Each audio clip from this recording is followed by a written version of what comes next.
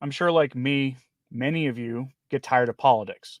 But paradoxically, I actually like following politics too. If you follow me on Twitter or Facebook, you know what I mean. But presidential years tend to get exhausting, and it's mid August. It's the Feast of the Assumption. And yes, it's a holy day of obligation, so get to Mass, please.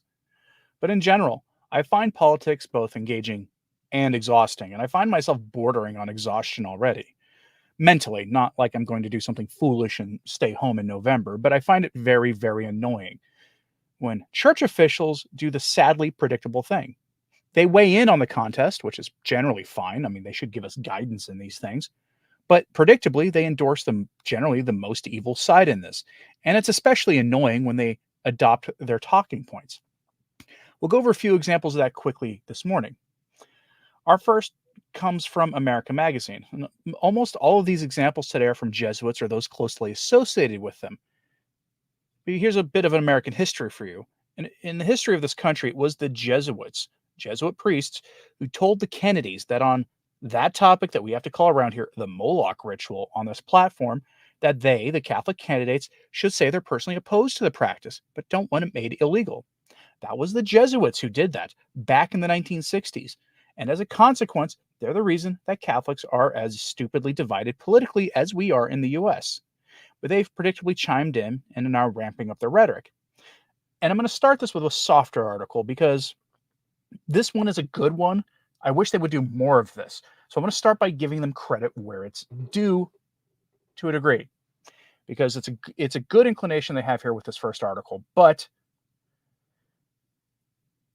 if you just go exactly with what they're asking you to do here, it's dangerous. So, headline from American Magazine, and we will go with this. We'll go switch here to American Magazine here for their headline, which is Our Weird, Low IQ, Creepy, and Dumb Presidential Election. Yeah. There's that word. You've probably heard it many times. Weird. You've probably noticed that progressives have taken to calling conservatives weird.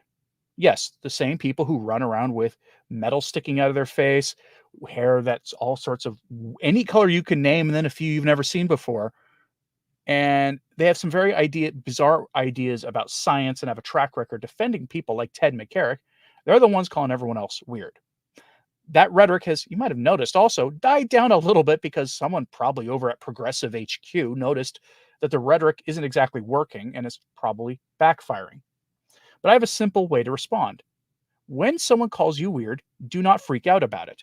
The whole point of them calling you weird is to get us to freak out about it and then make it a confirmation for outside observers, because there's always somebody watching, that we, who want the same things most people have wanted throughout human history, are in fact the weird ones. Instead, when they call you that, laugh.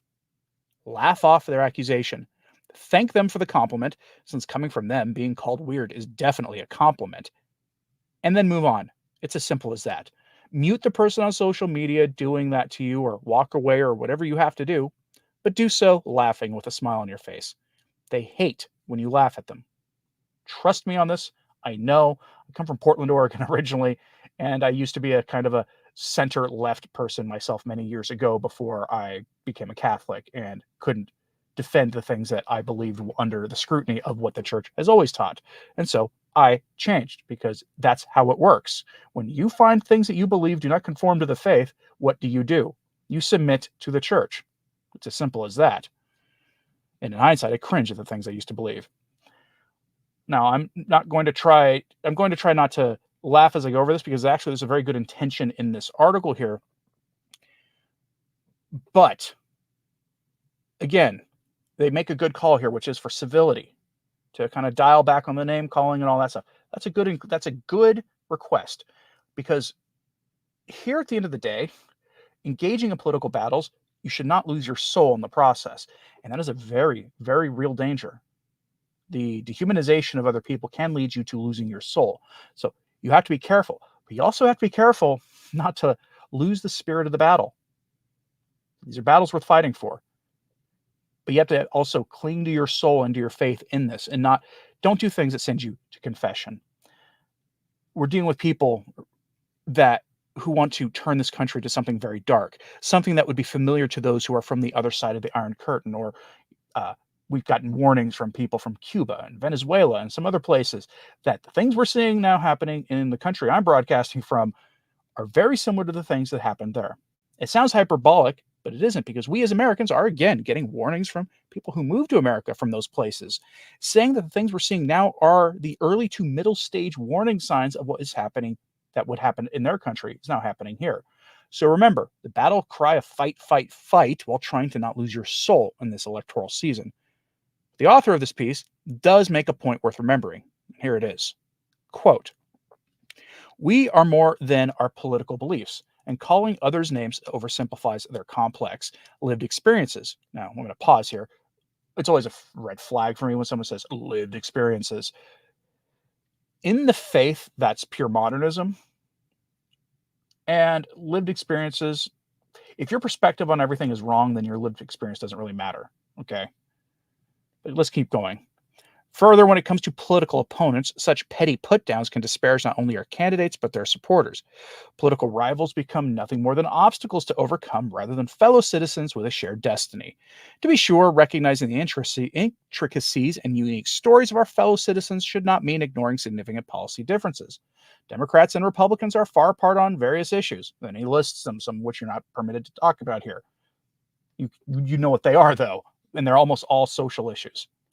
But their disparate positions on these issues, as well as their visions for a shared future for Americans, seems to have become secondary in the campaign trail, or at least in the media coverage of the campaigns. The issues deserve our attention, and the party platforms deserve a national hearing.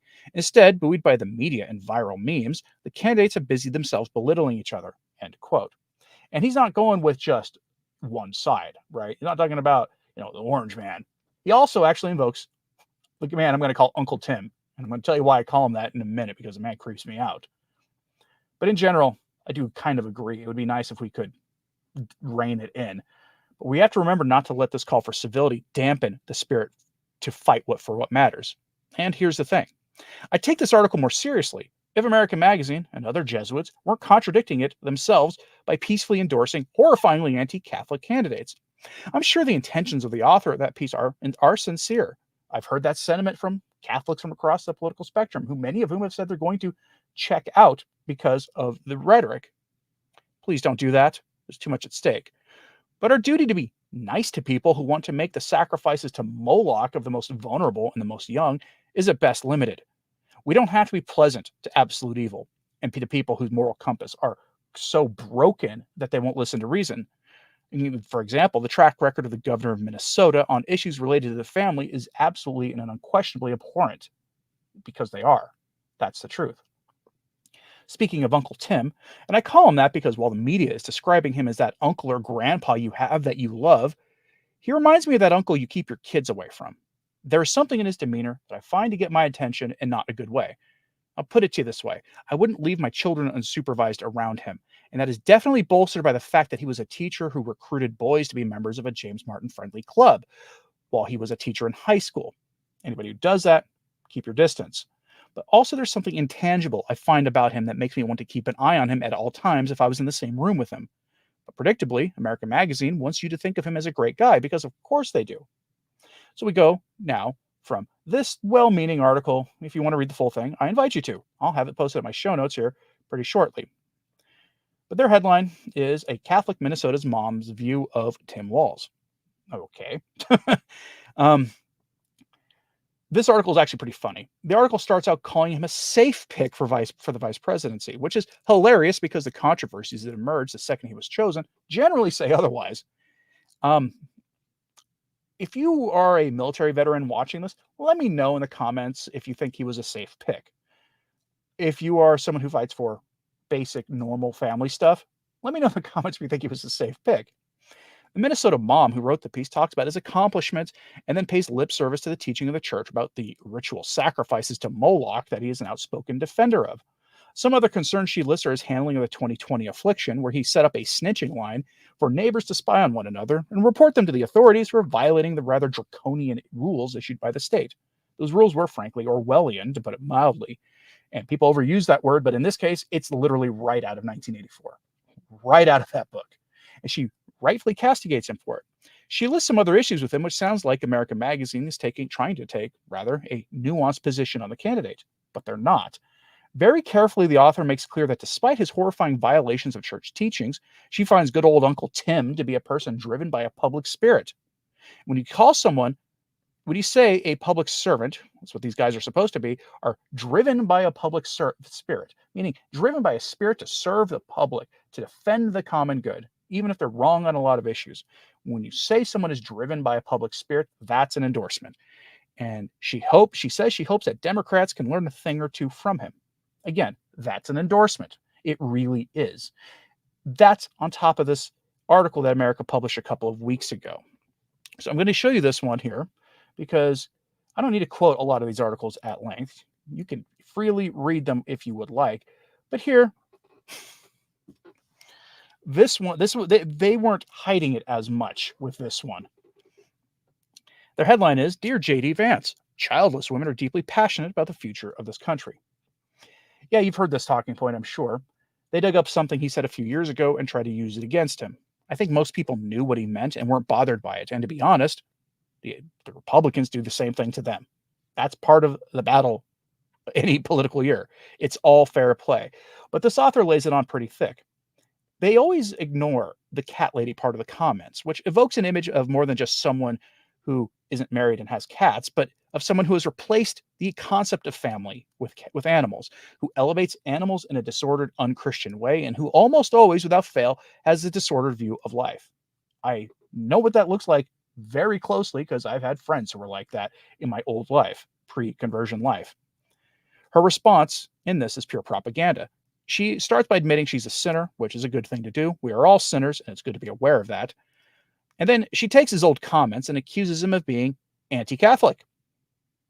Remember, JD Vance, whatever else you want to say about him, is a member of the Catholic Church. It's kind of hard for you to call him anti-Catholic when he has much more orthodox views on things than, say, the publishers of America Magazine who published this article.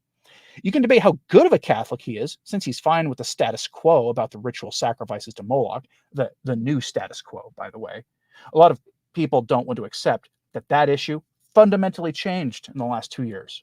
And there is a new status quo, and he's fine with it. But you can take issue with his position on that, and I hope you pray for him to have his consciousness enlightened on that. But she says the following, quote, I hesitate to think about what Mr. Vance might think about our clergy and religious men and women. Would he say that these people who have sacrificed their lives for others, who run universities, hospitals, charitable organizations, and schools, don't have a stake in the future because they do not have children of their own? Would he say that those in governing positions are miserable and want to make the rest of the country miserable as well? I wonder if Mr. Vance's statement was the result of limited life experience or simply a lack of empathy.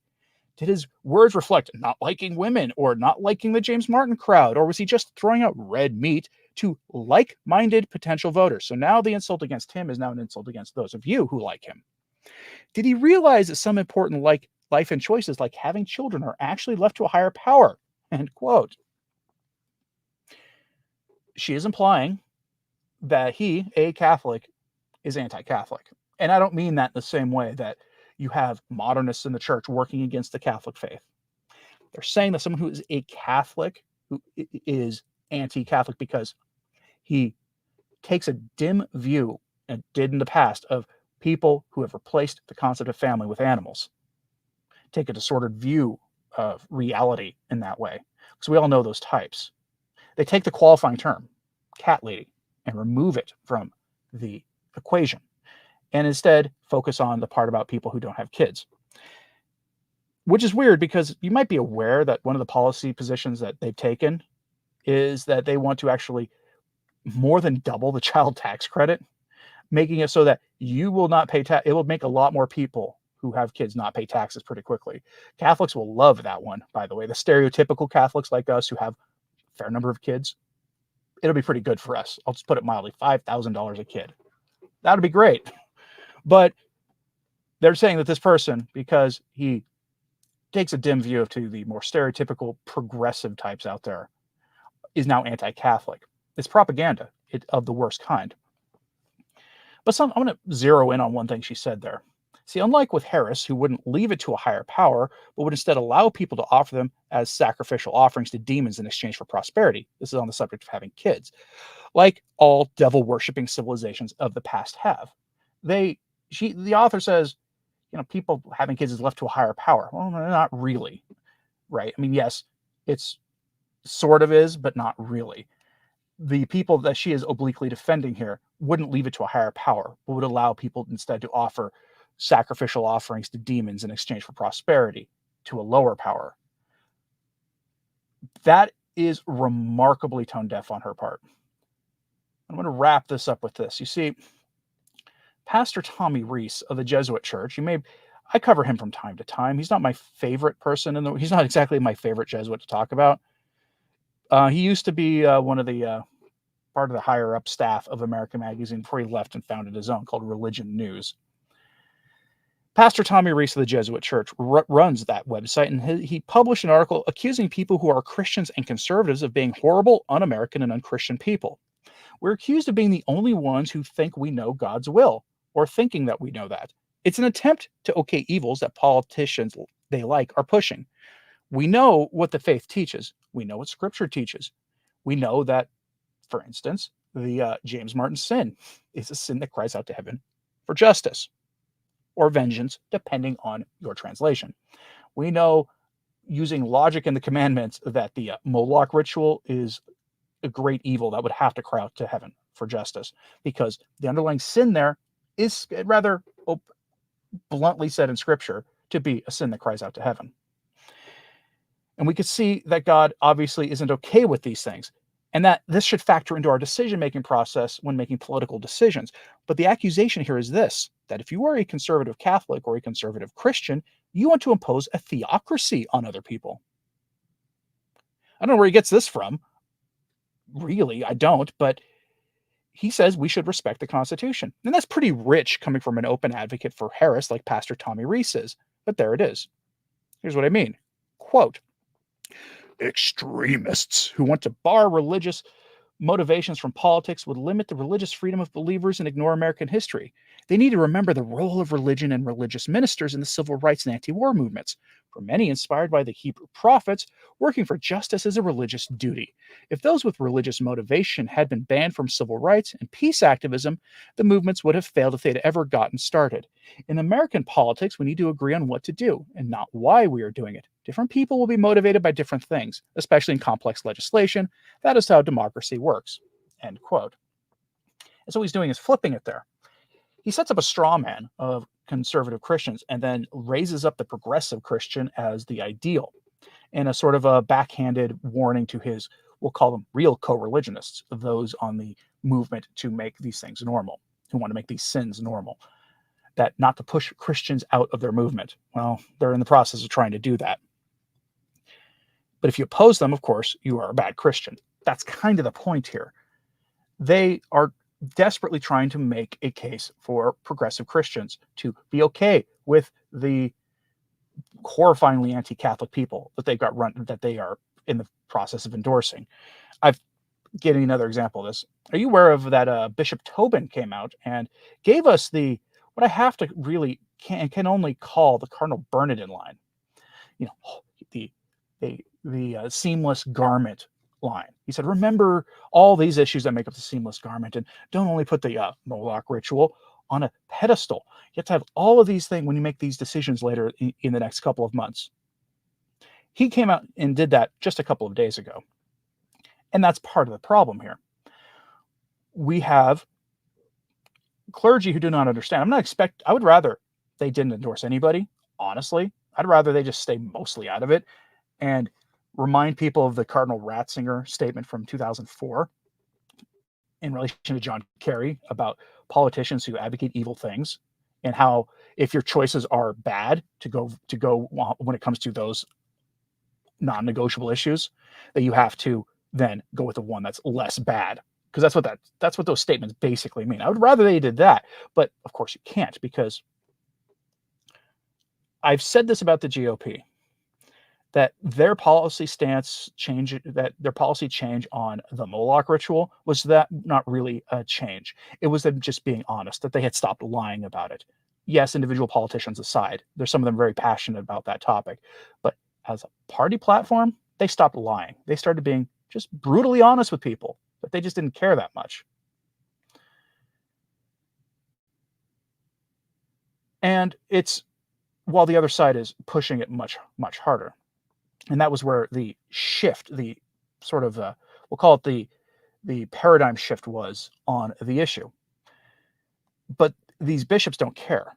They're like, they don't care at all. In fact, frankly, they know they have to pay lip service to it because they can't possibly come out and say that the church is wrong on that issue. It'd be too blatant. So instead, they go with things that are less divisive. The James Martin sin. You find broad bipartisan support for all the gains that group made in the last 20 years. And so that's where they focus their efforts. But I mark my words, especially after yesterday when we saw what the Pontifical Academy for Life did, that's coming down the turnpike. But all this is what the Jesuits think of you. Despite all their carefully crafted language about being civil in the political sphere, carefully pointing out the evils that people like Uncle Tim push, at the end of the day, the through line with the Jesuits is that we are the bad people who want to do bad things and that we co-opt God for those bad things. So resist these people. Keep resisting and be ready to counter their propaganda wherever they push it. Because that's what's coming. That's what they want. They understand that of all the political groups in this country right now, the Catholics are the ones that are the most divided. We get very little attention on this stuff. We're about 50-50, it looks like, going into November. 50-50. Think about that. Take all the time you need to wrap your head around that one. They don't include the people who throw their whole hands up at the GOP now being more brutally honest of what they really think, and frankly, I've always thought on this issue. They don't count those people who are debating staying home into that equation. But Catholics are roughly 50-50, give or take. It shifts around a little bit. In October, you'll probably see 50, 50, 51, 49, somewhere around there. And the bishops are doing their part to push in one direction, as are American Magazine. I don't see a lot of members of the hierarchy pushing in the other. Catholic Crusader, yeah, that's what I'm talking about here, basically. That's what I mean by the Moloch ritual, that organization and what it does. It's one of those you can't say much about on this platform. Father Jenkins says, if you can save just one, would you? Meaning voting for him. Yeah, that's what it really comes down to. And I'm not exactly the guy's biggest fan. I love the effect he has on people. He's highly entertaining. And I love the effect he had when it was, the policies. But like many of you, I'm personally not the biggest fan of him on a personal level, but I can put that aside for the better of the country. But yeah, no, these people in general are really against the church. They really are. Any final thoughts here in the chat, please, before we wrap this up? Remember, again, for those joining late, just lost the chat. That's interesting. Oh, there it is. For all those joining late, it is the today's a holy day of obligation, so please go to Mass. It is the Feast of the Assumption. You should go to Mass today and pray for everybody we spoke about here in this today for their conversion. Every night you should be praying for the conversion of all these high-profile figures in the public realm.